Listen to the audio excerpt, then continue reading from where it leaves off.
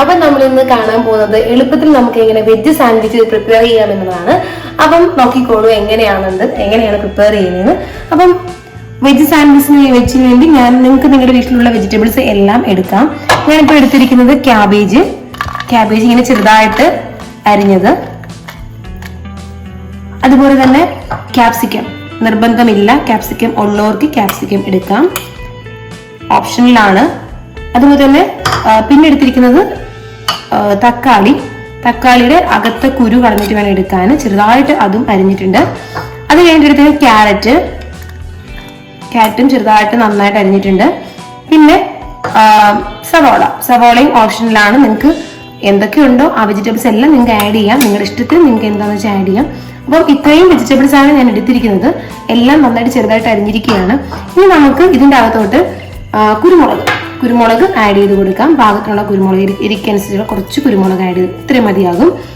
നിങ്ങൾക്ക് ഉണ്ടെന്നുണ്ടെങ്കിൽ നമ്മുടെ ചില്ലി ഫ്ലേക്സ് ഉണ്ടെങ്കിൽ അതും കൂടി ആഡ് ചെയ്ത് കൊടുക്കാവുന്നതാണ്.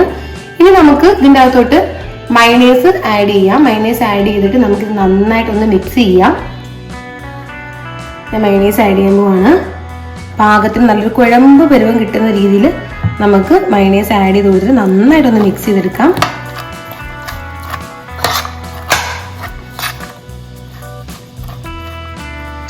ഇപ്പം ഇതുപോലെ നന്നായിട്ട് മിക്സ് ചെയ്തെടുക്കണം. പിന്നെ ഇതിനകത്ത് നമുക്ക് വേണമെങ്കിൽ ടൊമാറ്റോ സോസും ആഡ് ചെയ്യാവുന്നതാണ്.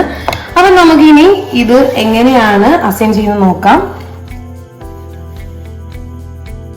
അപ്പം ഞാനിവിടെ 4 ബ്രെഡാണ് എടുത്തിരിക്കുന്നത്.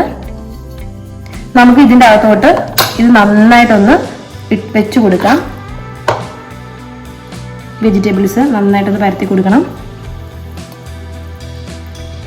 മാക്സിമം ഇതിന്റെ സൈഡിൽ നിന്ന് അവോയ്ഡ് ചെയ്തിട്ട് വേണം എടുക്കാൻ, കാരണം നമ്മൾ ഇതിന്റെ സൈഡ് നമ്മൾ കട്ട് ചെയ്യുന്നുണ്ട്. 4 സൈഡും നമ്മൾ കട്ട് ചെയ്താണ് എടുക്കുന്നത്. സോ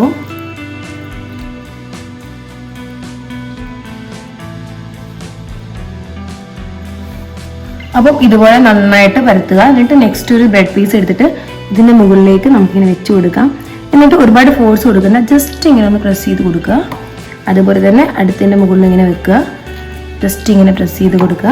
ഇനി നമുക്ക് എന്ത് ചെയ്യണമെന്ന് അറിയാമോ, ഈ ബ്രെഡിന്റെ 4 സൈഡുകളും നമുക്ക് കട്ട് ചെയ്യേണ്ടതായിട്ടുണ്ട്. സോ അതിനുവേണ്ടി നമുക്ക് പെയ്യെ കട്ട് ചെയ്ത് കൊടുക്കാം.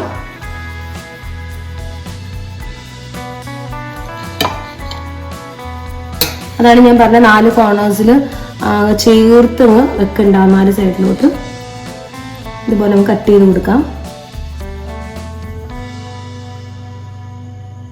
എന്നിട്ട് നമുക്കിത് വേണമെങ്കിൽ ഇങ്ങനെ തന്നെ നമുക്ക് 4ആയിട്ട് കട്ട് ചെയ്ത് സെർവ് ചെയ്യാം. അല്ലെന്നുണ്ടെങ്കിൽ നമുക്ക് 2 സൈഡിലും ബട്ടർ തൂത്തിട്ട് നമുക്കൊന്ന് ടോസ്റ്റ് ചെയ്തെടുക്കാം. നിങ്ങളുടെ ഓപ്ഷനിലാണ്. പെട്ടെന്ന് എടുക്കുന്നവർക്ക് ടോസ്റ്റ് ചെയ്ത് തന്നെ ചെയ്യാതെ തന്നെ നമുക്ക് ഇങ്ങനെ സെർവ് ചെയ്യാൻ പറ്റും. ജസ്റ്റ് ഇങ്ങനെ ഒന്ന് കട്ട് ചെയ്തിട്ട് അല്ലെങ്കിൽ നമുക്ക് എന്ത് ചെയ്യാം, ടോസ്റ്റ് ചെയ്തും എടുക്കാം. അപ്പൊ ഞാൻ ഈ സാൻഡ്വിച്ച് ടോസ്റ്റ് ചെയ്യാൻ പോവാണ്. സോ അതിനായിട്ട് നമുക്ക് ഇതിന് പുറത്ത് ഇങ്ങനെ നമുക്ക് ബട്ടർ തൂത്ത് കൊടുക്കാം.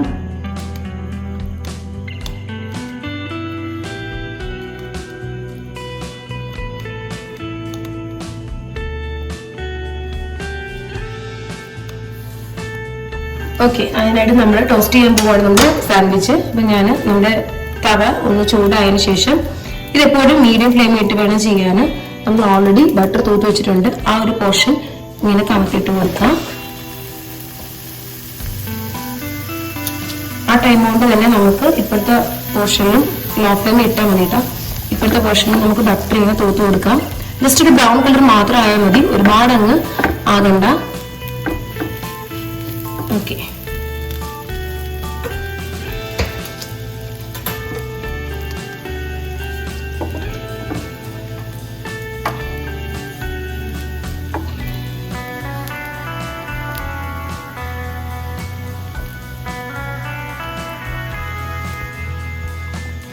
ഇതുപോലെ ജസ്റ്റ് ഒന്ന് ബ്രൗൺ കളർ ആയാൽ മതി, ഒരുപാട് കരിയാൻ അനുവദിക്കണ്ട.